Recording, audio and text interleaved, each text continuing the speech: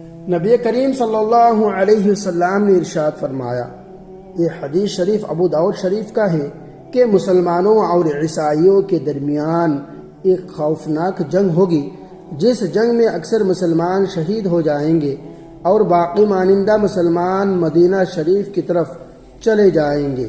ادھر عیسائیوں کے ملک کی سرحد مدینہ شریف کے قریب خیبر تک ہو جائیں گی۔ حضور صلی اللہ علیہ وسلم نے فرمایا، عیسائیوں کے حملے کی وجہ سے مسلمان مدینہ شریف کی سرحد میں محدود ہو جائیں گے اور ان کے ملک کی حد خیبر کے قریب سیلا نامی جگہ پر ہوگی۔ یہ حدیث شریف ابو داؤد شریف میں ہے۔ دوسری جگہ روایت ہے کہ اس وقت مسلمان مصیبت زیادہ ہو کر سلامتی کے حال کے لیے حضرت امام مہدی علیہ السلام کو تلاش کریں گے۔